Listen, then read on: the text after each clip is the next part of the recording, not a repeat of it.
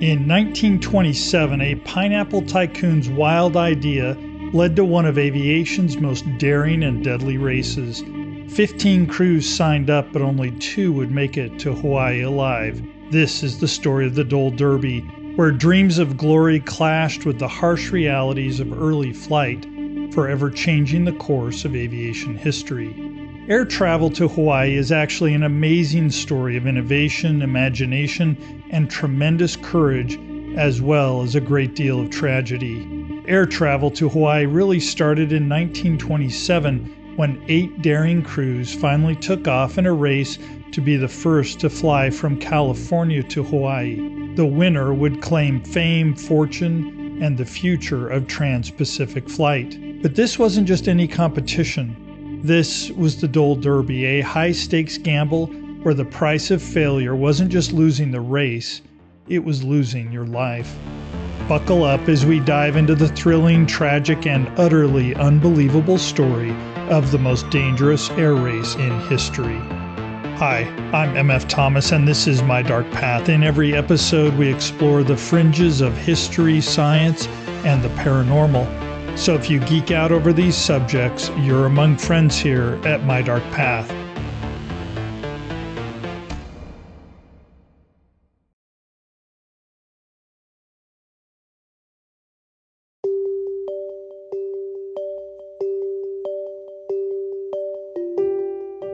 Any story of air travel owes a little something to the Wright brothers. On December 17, 1903, Orville and Wilbur Wright launched their so-called Wright Flyer for the very first time, traveling briefly through the air before bouncing back to ground. The inaugural flight lasted just 12 seconds, and the plane traveled only 120 feet. Now, the Wright Flyer would soar 3 more times that day, and the final flight shattered the mark set by the first. It stayed in the air a full 59 seconds and traveled 852 feet. Sadly, toward the end of the journey, a gust of wind wrecked the plane beyond easy repair, ending their historic day. These small distances may seem silly, but they represented the birth of modern aviation as we know it. On that day in 1903, Charles Lindbergh was barely a year old, but a quarter of a century later he would take the torch from the Wright brothers and carry aviation to an entirely new level. Lindbergh flew his first solo flight in 1923 in Nebraska, and from there he became a daredevil and a stunt pilot. He flew with the Army Air Service Reserve and as an airmail pilot back and forth between St. Louis and Chicago. He hungered for any opportunity to fly farther, to push the boundaries. And when hotel owner Raymond Ortig offered $25,000 to the first pilot to travel from New York to Paris without making any stops, Lindbergh was determined to be the one to make the trip. The money helped, but it was mostly about the challenge. Attempting this flight would put his life at risk, and he knew it. He took off in his plane, the Spirit of St. Louis, on May 20th, 1927, and landed at Le Bourget Field near Paris. While the Wright brothers had been thrilled to stay airborne for just short of a minute, Lindbergh's flight took over 33 hours. It's hard to imagine the thrill and the fear he must have felt traveling over open ocean entirely alone, defying our ideas about our limitations. The flight of the Spirit of St. Louis inspired daredevil pilots all over the world. It became known as the Summer of Eagles as pilots looked for new challenges to meet, new records to break. One man who took notice of the aviation craze was James Dole, part of the Dole family that controlled pineapple farming in Hawaii. Now, he was no pilot, but he saw an opportunity to make news. So just 5 days after Lindbergh's flight, Dole announced a new challenge, and these are his words. Quote, "Believing that Charles A. Lindbergh's extraordinary feat in crossing the Atlantic is a forerunner of eventual trans-Pacific air transportation, I offer $25,000 for the first flyer and $10,000 to the second flyer to cross from the North American continent to Honolulu in a nonstop flight." End quote. Now, that $25,000 is worth almost $400,000 today. Here was an opportunity to make history and one-up Charles Lindbergh. While the distance from San Francisco to Hawaii is 1,200 miles shorter than Lindbergh's flight to Paris, you spend much more of it over open water. And, more importantly, the island of Oahu was a significantly smaller target than France. Remember, there's no radar in airplanes at this point. There isn't even reliable radio communication. Not only would these pilots have to invent their flight path, they would have to invent how to navigate it as well. Dole initially referred to his race as the Dole Flight, but it quickly became known as the Dole Derby. The Dole Derby attracted an extraordinary collection of people who possessed superhuman levels of bravery, ingenuity, and determination. Pilots came to California from all over the country, so every region had personal favorites to root for. Nowhere was this more true than for the residents of Hawaii itself. Because they had a local in the race, the 27-year-old Honolulu resident named Martin Jensen. Martin was born in Kansas and learned to fly in the Navy. Flying was such a part of his life that that's how he met his wife, Peggy. Peggy was a wing walker, and if you've never heard of this unbelievable profession, please look it up. Stunt performers used to walk out onto the wings of early airplanes in flight and perform acrobatics. Talk about having the right stuff. Peggy and Martin were even married mid-flight, with Peggy sitting in Martin's lap at the pilot's seat while a judge in the passenger seat performed the service. After his naval service, Martin and Peggy briefly ran a company that delivered loads of lobster by plane from Mexico to California. Eventually, they settled in Hawaii, where Martin Jensen flew tours of the islands. Now, unlike daredevil pilots or even his death-defying wife, Martin Jensen had a cautious personality, especially when flying over open ocean. His years in the Navy taught him to respect the dangers of the water. So when James Dole announced the contest, Martin was torn over whether he would participate or not. Perhaps more than other pilots, he understood the risks. Ultimately, though, the chance to represent Hawaii inspired him to set his fear aside. He left for Los Angeles on a steamer ship. He didn't have a navigator, he didn't have much money, and he didn't even have an airplane. The plan was that Peggy would stay behind to find sponsors while he searched for the equipment that he would need. The intensity of their search for funding and support was so high that it sent Peggy to the hospital with a nervous breakdown. And remember, this is Peggy, the wing-walking stunt lady. So the day his application was due, Martin Jensen still didn't even have a plane. So he simply made one up, providing the engine type, wing description, and more, all for a plane that didn't exist. Then, amazingly, with less than 2 weeks to go, Jensen found an airplane that was available but also matched his imaginary description close enough to pass. It was missing a few things like fabric on its framework and wheels, and perhaps with a note of irony, Jensen did observe, quote, "I wish to point out that it did have an engine," end quote. He worked furiously with mechanics to get the plane ready to cross the Pacific. When it was finally finished, he christened the plane as the Aloha and cracked a bottle of seawater from Waikiki Beach across the plane's nose. Jensen's mad dash to prepare was not unique. It was a direct consequence of how the Derby was set up. There were only 9 weeks between Dole's announcement of the race and the deadline to enter. It wasn't just planes that were hard to come by. Sponsors, money, navigators, all were in short supply. One man who had no trouble securing his plane was pilot James Frost. He flew the Golden Eagle, one of the fastest planes in existence at the time, and it just happened to be owned by George Hearst, son of the media titan William Randolph Hearst. Between the speed of the plane and the financial might behind the Hearst empire, most everyone expected Frost to take the prize. Other pilots had to be more creative. Pilot Arthur Goddard sold his own airport in order to finance his plane. He designed it himself to include a bulging gas tank. Some thought that it made the plane look pregnant. World War I ace Bill Irwin came from Texas and made it known that he intended not just to reach Hawaii, but to fly on from there to Hong Kong and then around the world.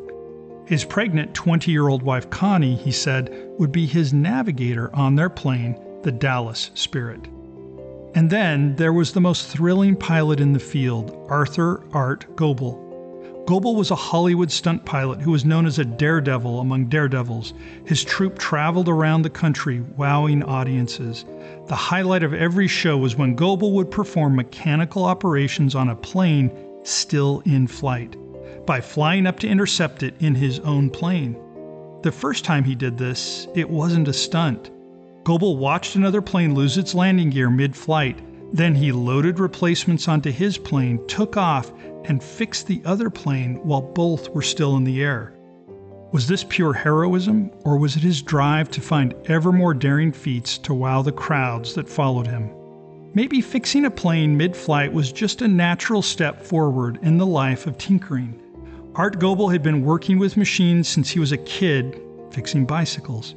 He then graduated to motorcycles and then to cars, but he was always dreaming of planes. It's claimed that after seeing one as a little boy, he had to wait 7 years before seeing another. The long absence only deepened his obsession. He briefly enlisted in the Peruvian army, hoping for a chance to fly in their air force, but he just missed the end of combat.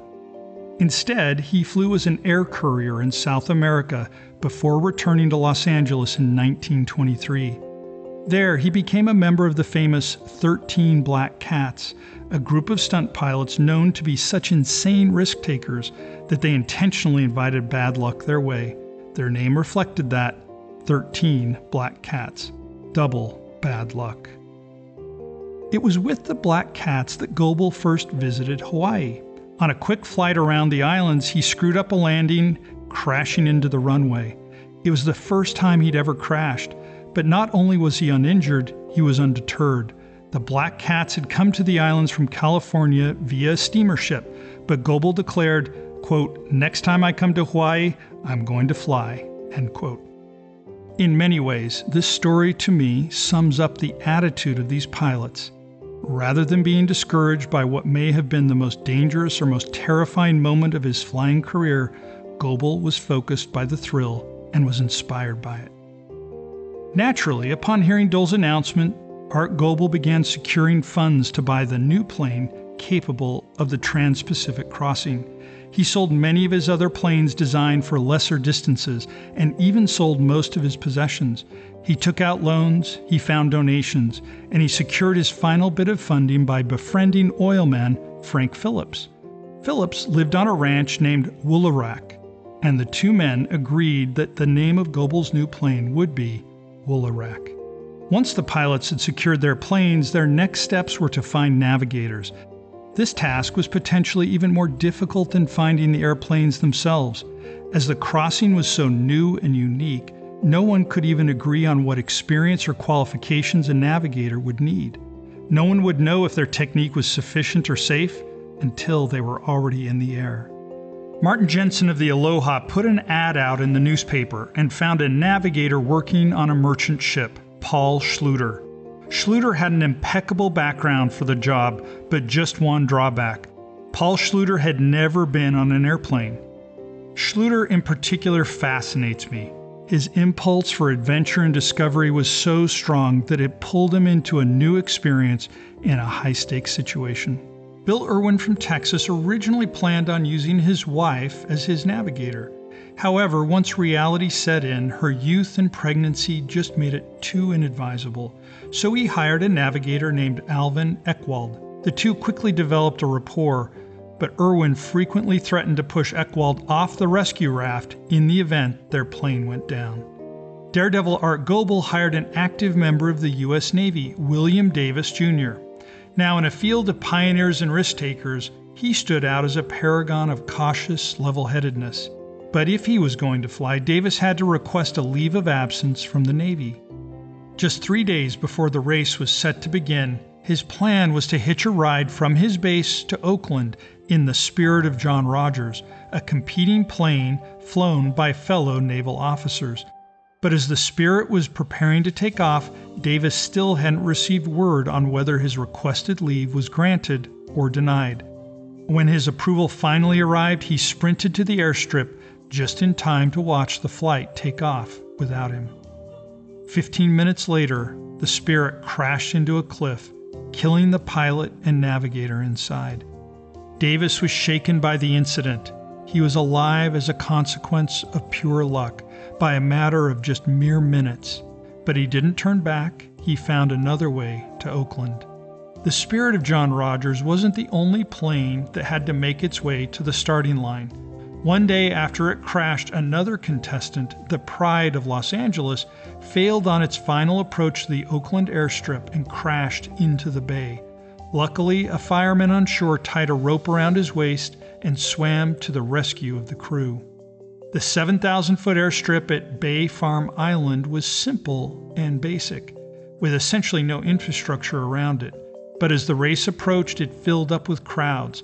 The pilots and navigators and their families, journalists covering the race and angling for interviews, as well as mechanics, fans, and more.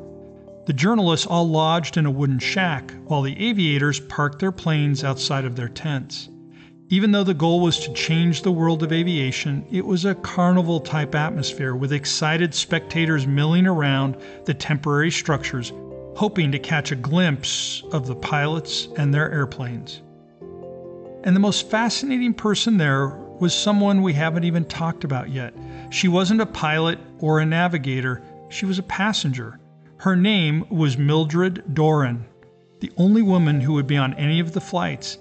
And just by being there, she's fulfilling her dream that had required incredible hard work and dedication.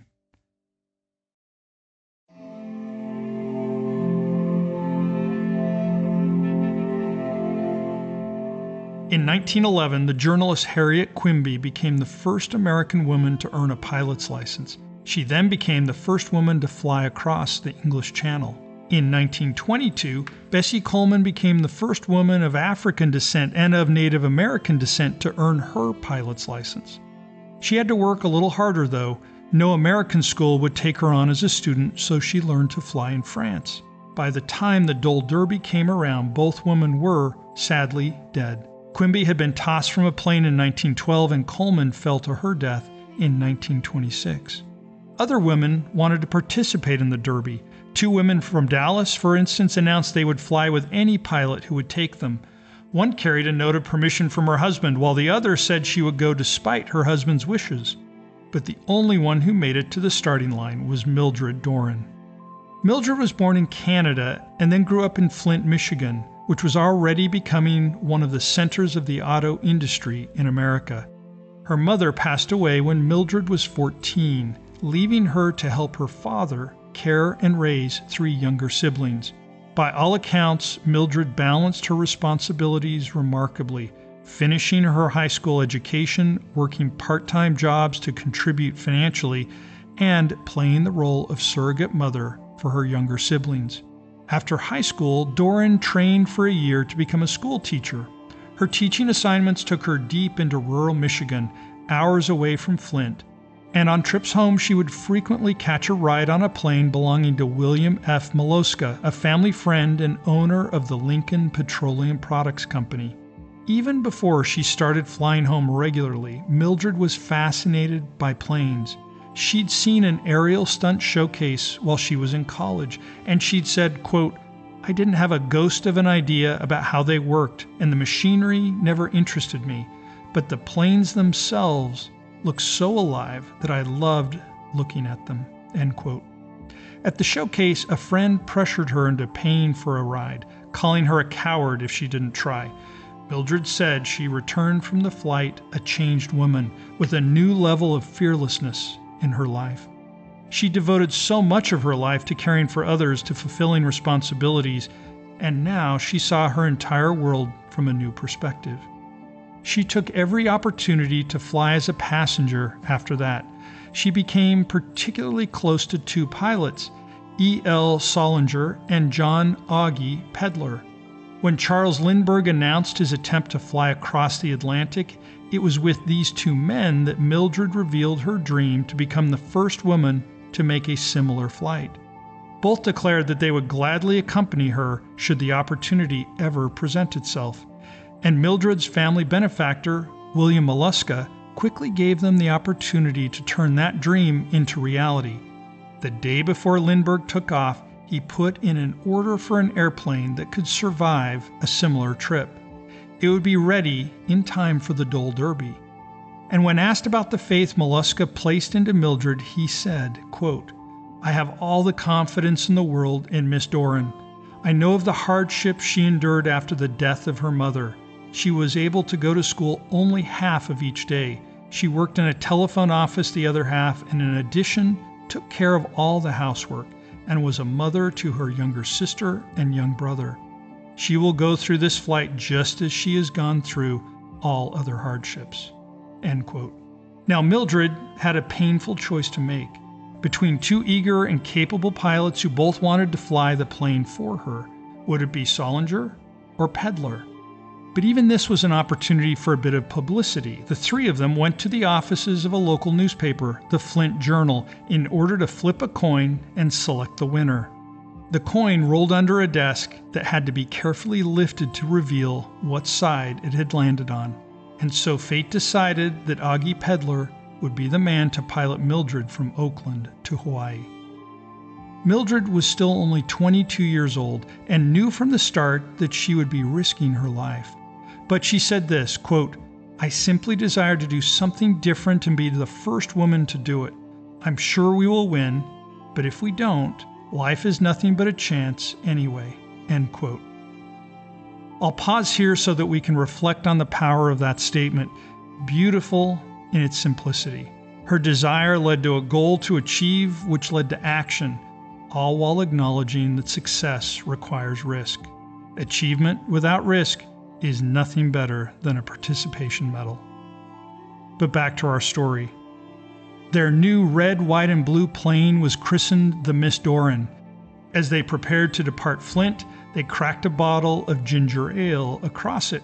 They couldn't use anything harder, as it was still prohibition. It took over 3 weeks to make their way to Oakland, but they made the most of it. They made publicity stops in Chicago, St. Louis, Tulsa, Fort Worth, El Paso, Tucson, Long Beach, and more. Every stop attracted new fans and new journalists following the story of the woman who was nicknamed the Flying Schoolmarm. On the final leg of the journey, the plane was rattling so much in flight that Peddler, Mildred, and the crew threw their tools out the window in order to stop the noise. This turned out to be too much tempting of fate. Soon their engine misfired and they were forced into an emergency landing in a remote field. A group of journalists retrieved Mildred and drove her the rest of the way to Oakland, while Augie and some of the others following did their best to fix the plane without the proper tools. By the time Mildred reached Oakland, she was a media sensation. Journalists asked her if there was any romantic interest between her and Augie. Her response was pretty radical for the 1920s, quote, "I don't want to fall in love and marry, and neither does Augie. He and I both want to do a lot of things and see a lot of things," end quote. She admitted to knowing nothing about how the plane worked, nothing about how to swim, and she even told the crowd that she refused to pack a life preserver. Mildred's flight would be an act of faith. Her advantage in the race, she had decided, was her sheer determination. Quote, "We are not going down out there. We're going to stay up until we reach land." End quote.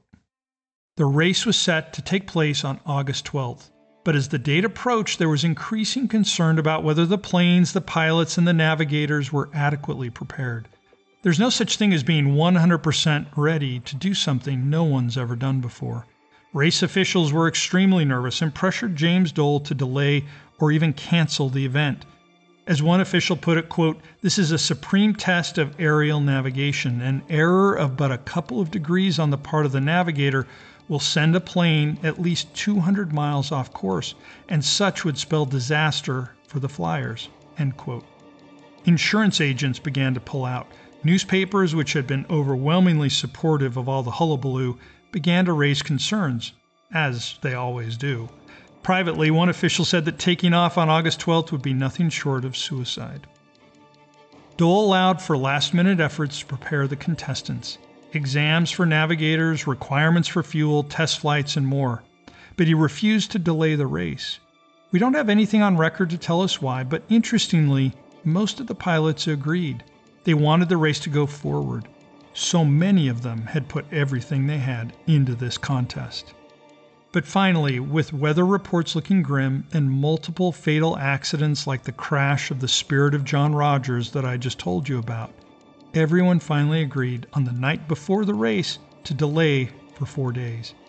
And as if to underline the danger even further, the next morning of August 12th, a plane called the Angel of Los Angeles crashed during a test flight. The pilot, an experienced British flying ace named Arthur Rogers, attempted to parachute to the ground but died, all with his wife and child watching. For William Davis, the cautious and cool-headed navigator of the Woolerack, this might have been seen as a second brush with death. Remember that he had planned to fly to Oakland on the doomed Spirit of John Rogers just a couple of days before. He seemed to be the only contestant whose faith and confidence were not absolute. This led him to being described in the press as the least courageous of the contestants, but I wonder if it's the opposite, the fact that he more than anyone was aware of the dangers and still prepared to face them. Courage is, of course, not a lack of fear, but a willingness to proceed despite fear. Of the situation, Davis said, quote, "Scared? Sure.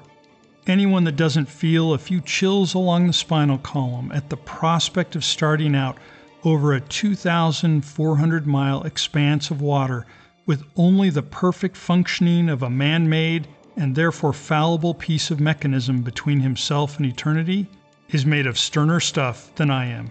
End quote. Finally, August 16, 1927 arrived. The cautious Davis noticed at breakfast that all the waiters were particularly solemn. Tractors rolled over the runway and water trucks sprayed mist onto the airfield as the crews attended to their planes. As many as 100,000 fans were watching in person, even from across the San Francisco Bay, as spectators claimed high ground, and nearby hospitals even rolled patients out in wheelchairs to give them a better view of the sky. Martin Jensen was the first to take to the runway in order to make one last practice flight in the Aloha. Taking off and landing with large supplies of fuel was dangerous, so none of the competitors had actually attempted flight with their entire fuel supply. Pilot Bennett Griffin, whose plane was called the Oklahoma, said goodbye to his fiancée. They had tried to be married the previous day but didn't know that California required a 3-day wait for a marriage license, so the new plan was that his fiancée would follow him to Hawaii by boat and marry him there. By noon, most of the morning's fog had cleared and the pilots made their final preparations. Ultimately, 8 planes would attempt to take off that day. The Oklahoma was the first in line, to be followed by the El Encanto, the Pabco Pacific Flyer, Golden Eagle, Miss Doran, Aloha, Woolaroc, and finally, the Dallas Spirit. The Oklahoma needed a crew of mechanics pushing it down the strip in order for its engines to start, and then it lifted off the ground and took off and disappeared into the fog. At 12:03, El Encanto attempted to follow suit, but a crosswind caused it to crash its left wing into the runway. A group of journalists had to scatter to avoid being hit by the plane. Its pilot and navigator crawled out of the wreckage and waved to the crowd. The pilot said, quote, "I would rather have crashed mid-ocean than to have this happen." End quote. The Pabco Pacific Flyer was briefly delayed as the wrecked El Encanto was cleared from the runway. It attempted to take off at 12:11 p.m., bouncing from the ground into the air and back down 7 times before finally running out of room on the runway. They were forced to cut the ignition and stop. At 12:31, betting favorite the Golden Eagle, with the might of the Hearst family fortune behind it, took off with no issues. Next, Mildred Doran climbed into the Miss Doran with a good luck note from her father tucked into her pocket. They took off successfully at 12:33. 1 minute later, Hawaii's hometown hero Martin Jensen took off in the Aloha.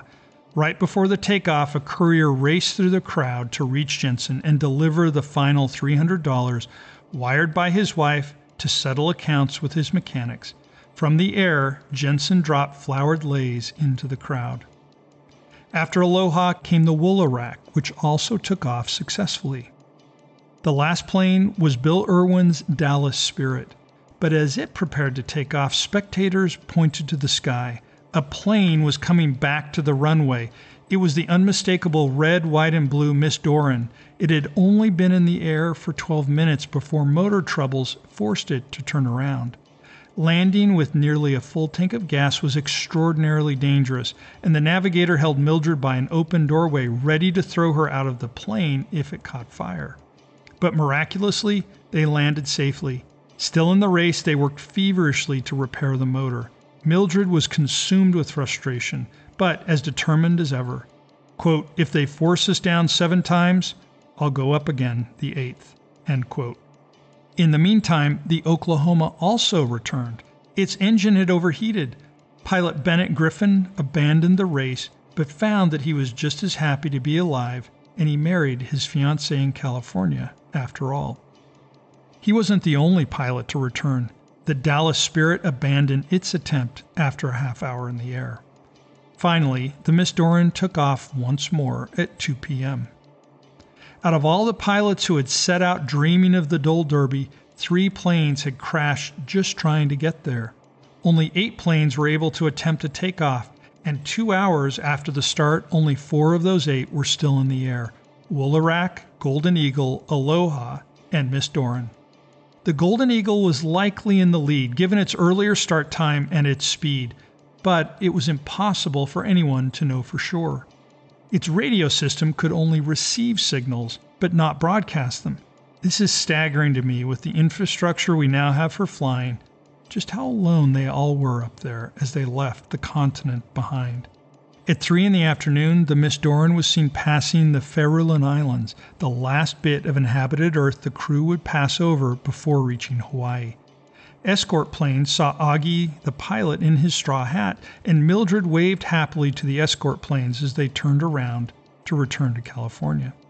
After so much effort, such a long journey, so many obstacles standing in her way, I can only imagine the sheer joy Mildred must have felt as those other planes turned back, leaving herself and Augie with nothing but sky and sea before them, racing toward history.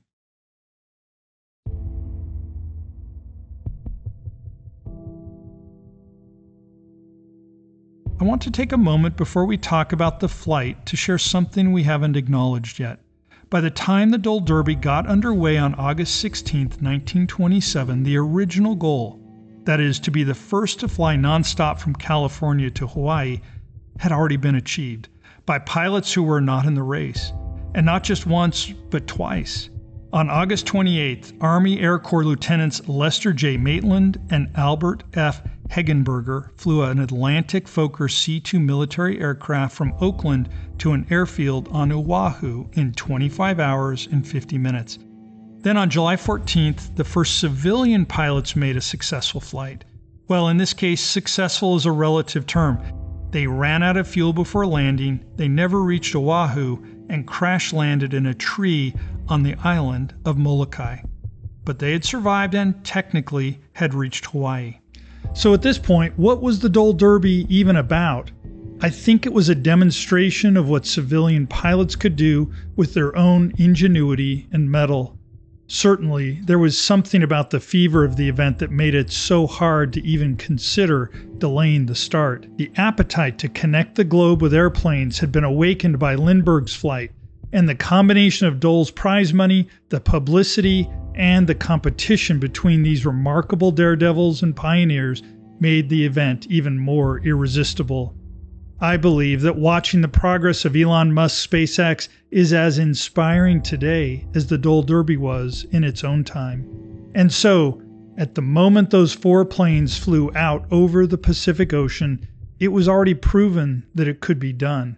But every plane was different, every team in the cockpit was different, and everyone had something to prove. Inside the Woolarak, Art Goebel and William Davis flew through blankets of thick fog. They had brought smoke bombs with them to measure wind drifts, but the fog rendered them useless. They used radio signals and broadcasts from the U.S. Weather Bureau, hoping the predictions they provided were accurate. The engine roared so loud that they couldn't even speak to each other. They rigged up a clothesline and sent handwritten notes back and forth along it. Goebel said, quote, "There was plenty of time to think. Lieutenant Davis and I were as completely separated as if we had been at extreme ends of the earth." End quote. Far below the Woolarak, Martin Jensen's Aloha was flying its own path. Because Paul Schluter had been a ship's navigator, he wanted to stay below the fog and close to the water, where he'd be more comfortable navigating. They were cruising only 40 feet above the waves, sometimes almost touching the water. Once, they narrowly avoided crashing into a steamer ship. They had had trouble with fuel distribution from the start, passing gasoline through tubes using their mouths. They became so afraid of running out of fuel that they strapped supplies to their bodies just in case they had to abandon the plane. And then, as the sun set, the darkness brought on new problems. Jensen had no modern instruments for keeping the plane level, and in the pitch black, even if he was off by just a little, they would crash into the sea. They attempted to rise above the fog, hoping that if they got far enough up in the atmosphere, they could navigate by the stars and have a larger margin for error, but each attempt sent them in a tailspin toward the water. They had no choice but to trust Jensen's rudimentary instruments to keep them level the whole night. By contrast, inside the Woolarak, William Davis was grateful when the sun began to set. Their plane was able to stay at a higher altitude, allowing him to use the stars to stay on course. Their plane was one of the only ones with outgoing radio capabilities, and Davis took the opportunity to send a message to his family, quote, 7 hours out, everything going well, love to all, end quote. But in the pilot's chair, the daredevil Art Goebel did not feel the same way. He had almost a superstitious fear of the darkness that descended on them that evening. He couldn't put a pin on anything, but he felt unnerved all the same. He said that he feared, quote, the long hours of darkness ahead. The sun went down. It had been a good friend, and the weather had been fine. Now night was coming on, and with it a loneliness that cannot be described, and which had not been experienced by any, except those who, like us, have headed a plane into the darkness over water. I prayed in my heart that nothing would keep me from seeing that golden sun again. End quote. It's revealing to me that at this moment the fearless pilot Art Goebel of the 13 Black Cats and the cautious, level-headed William Davis, whom the press had called cowardly, had somehow switched roles. Now in Hawaii, between 20 and 30,000 people had already gathered at the airstrip, even though no plane was reasonably expected to make it before late morning or early afternoon the following day. Among them was Peggy Jensen, Martin's wife, who had had to endure multiple rumors that her husband's plane had crashed. Ironically, none of James Dole's employees were in the crowd themselves. They were still picking pineapples. They didn't get the day off. The sun came up, and Goebel's prayer was answered. The Woolarak was still in the air. Between the stars and their radio beacons, they could be confident that they were still on course. Their biggest concern now was whether they had enough fuel to make it to the islands.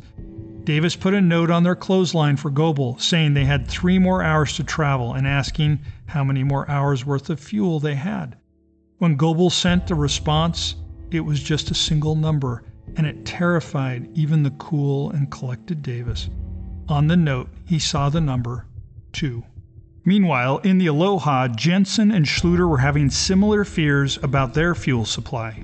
Though they had survived the incredibly dangerous night over the ocean, they were forced to fly the plane in circles for several hours, waiting for the sun to be in just the right position for navigation. Jensen had 2 choices, either of which could doom them: wait for the sun and risk running out of fuel, or fly blind and risk missing the islands completely. Even though he knew it could be their death sentence, Jensen decided to allow the delay and hoped their fuel supply would hold.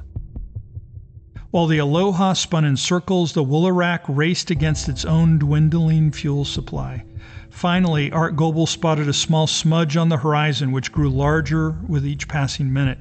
It was Molokai, one of the Hawaiian islands. Then another smudge, the island of Maui. William Davis said, quote, a more beautiful sight I have never witnessed, end quote. Though they were sure they were too late to have won the race, the sight of dry land gave a sense of incredible relief that maybe the worst of the danger was over. They reached Oahu and flew over the city of Honolulu. The whole city seemed empty and made them believe that all the excitement of the race must have ended hours ago. But they were wrong. The reason Honolulu seemed so quiet was that anyone who could be there was at the airstrip. Suddenly, military escort planes appeared alongside them, and one of the escort pilots signaled them with one raised finger. The Woolarak was in first place. They landed at 12:23 p.m. Hawaiian time, a total flight time of 26 hours and 17 minutes. A massive crowd swarmed them as they triumphantly exited their plane. William Davis was flabbergasted and confused by their success. He asked Art Goebel how they'd flown 3 hours when his notes said they'd only had 2 hours of fuel left, and Goebel laughed. In all the sleepless hours and adrenaline, Davis had misunderstood the handwriting on the note. They didn't have 2 hours of fuel left, they'd had 5. Peggy Jensen rushed from the crowd to Goebel, kissed him, and begged him for information on where her husband Martin was. Sadly, Goebel had no information to give her. But Martin Jensen was still alive.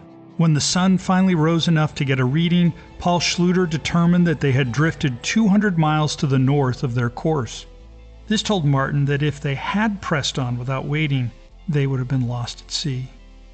This also meant that when the Aloha arrived at the Hawaiian Islands at 2:22 p.m., they arrived over the Wanane Mountains, a direction no one expected to see them coming from. The hometown favorites had made it safely, and Peggy's husband had come home. But the celebrations for the Woolarak and the Aloha were short-lived.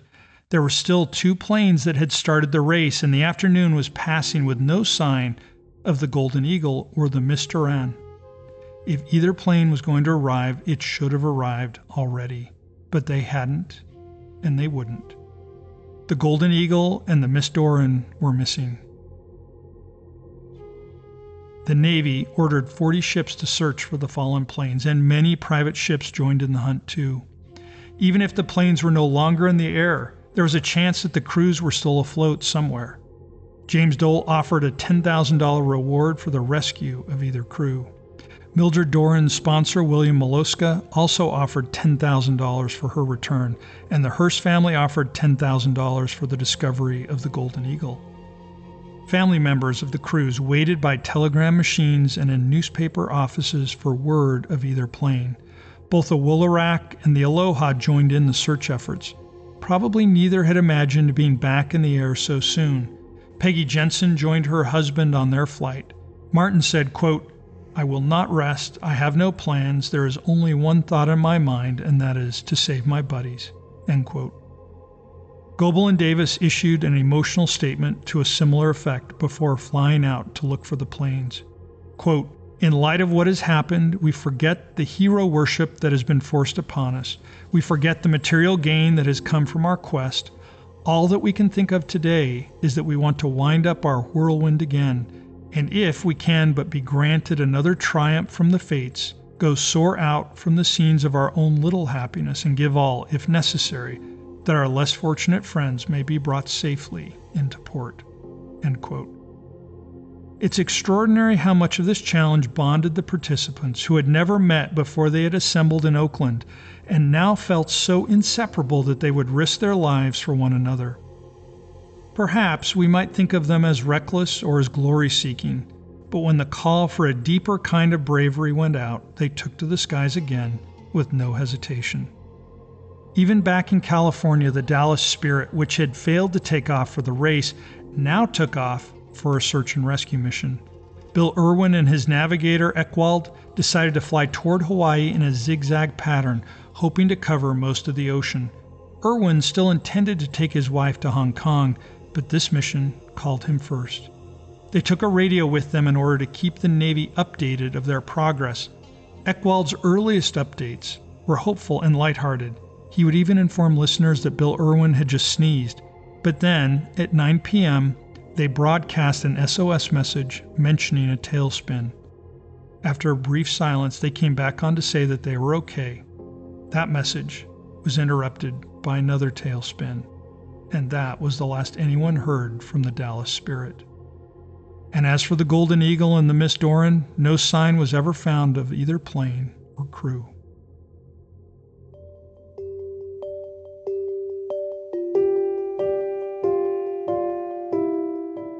The final accounting of the Dole Derby is this: 2 planes successfully landed, 8 airplanes crashed, 10 aviators were dead or missing. The Philadelphia Inquirer described the race as an orgy of reckless sacrifice, while the Syracuse Post-Standard called it a gamble at long odds against suicide. The Virginian Pilot condemned it as criminally wasteful of human life. Questions persisted about whether James Dole had been irresponsible in giving teams so little time to prepare, and to provide so little in the way of support in case anything went wrong. But the Boston Daily Advertiser, mourning the late Mildred Doran, struck a different tone. Quote, "If Mildred Doran is today a ghost, she is a ghost which regrets nothing." End quote. This quote sticks with me. As often as she struck a defiant tone, Mildred surely knew the risks of what she was doing, as did all the pilots. She knew it when she first got in an airplane. She knew it when she entered the Derby, and she knew it again when they nearly crashed on the day of the race and decided still to take off again anyway. People who can conquer fear like this are precious to humanity. Anyone who is willing to risk it all for the sake of progress, for the idea of doing something nearly impossible, just so that it will be a little easier for the next person to try, should be remembered reverently. But it's not enough just to celebrate that rare courage. The example set by Mildred Doran and all the others has to remind us to spend our courage wisely. The Dole Derby is a crucial chapter in the development of air travel. It's part of what makes it so easy for anyone to enjoy that Hawaiian holiday today. And it's definitely inevitable that this kind of progress requires risk and lethal levels of danger. For years, rumors persisted about the lost planes. Some speculate that the Golden Eagle, the flashiest aircraft in the bunch, flew too fast and overshot Hawaii in the night. Others spread rumors that bottles were washing ashore containing notes written by the lost Mildred Doran. These rumors and legends, I think, are a part of how we mourn these pioneers. They're mementos on a dark path toward progress, toward making the impossible possible. Before leaving for the rescue attempt that ultimately took his life, Bill Irwin wrote the following note, quote, "Tomorrow begins the great adventure. Flying personifies the spirit of man. Our bodies are bound to the earth, our spirits are bound by God alone, and it is my firm belief that God will guide the course of the Dallas Spirit tomorrow over the shortest route from the Golden Gate to the Isle of Oahu. If we succeed, it will be glorious.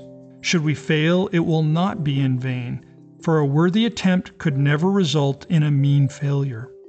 I hold life dear, but I do not fear death. It is the last and most wonderful adventure of life. We will make it because we must, but whatever comes, I am the master of my fate and, God willing, the captain of my soul." End quote. The next time you take a flight out over the ocean, take a moment to look down and imagine how dangerous those waters were once to travelers. And if you can remember, say a little thanks to the daredevils of the Dole Derby. Thanks for joining me as we walk the dark paths of the world together. And today, that journey is about the triumph and tragedy of the Dole Derby.